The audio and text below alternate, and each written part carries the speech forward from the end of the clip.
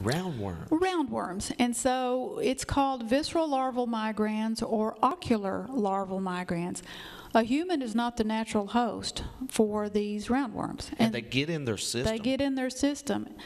So usually kids, they don't wash their hands, so it's a fecal oral type of transmission. In other words, if they're out playing in the dirt and then they happen to, not wash their hands again, and they eat a sandwich or stick their hands in their mouth or, rub on their toy or whatever, then those eggs actually go into the system and start to migrate through the body. My goodness.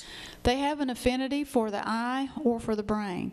And so we've had at least 4 children that have lost their eyesight because of that ocular larval migrans. So it's something that we are stressing not only as veterinarians but as epidemiologists to, number one, make sure that your pets are properly immunized, make sure that they're properly dewormed so that they don't have these parasites. If you have a child that has a sandbox, to keep that covered so that you don't have the wildlife such as the raccoons, the possums that come out and use that as a litter box.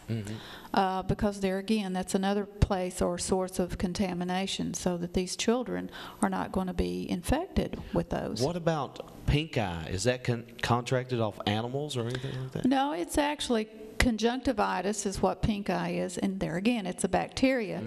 But pink eye, you've heard of farmers that had cattle with pink eye. Yeah.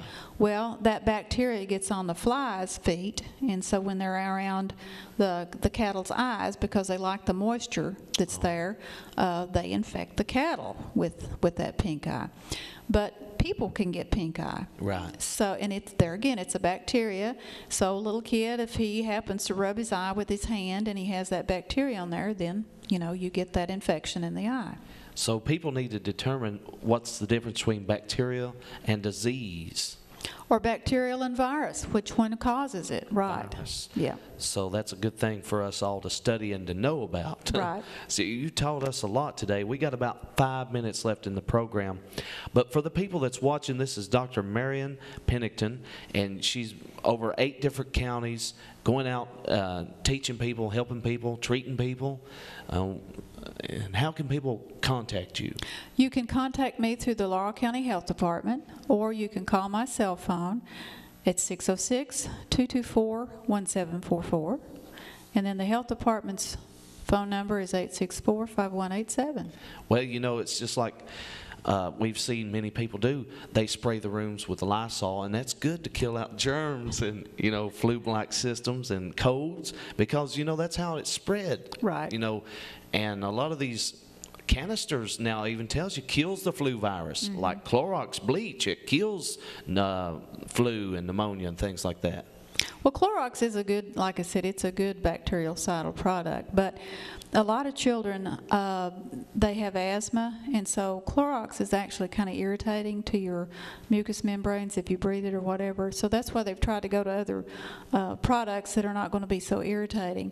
But look to make sure that makes a claim, and if it does, then it has to, if they put that claim on there, then that product has to be able to back that up. Well, what about your antibacterial soaps? Is that good to buy those? That's fine. That's fine. Like I said, the washing your hands and rubbing your hands together with that soap is actually what helps to get that bacteria off your hands. The soap and water is the best, but if you don't have access to soap and water, then your hand sanitizers are probably the next best.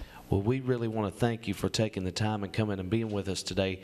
We've just scratched the surface, basically, of all the major things that's going on out in our communities with the bed bugs, the the flu systems, West Nile virus, just different topics that we've touched on today.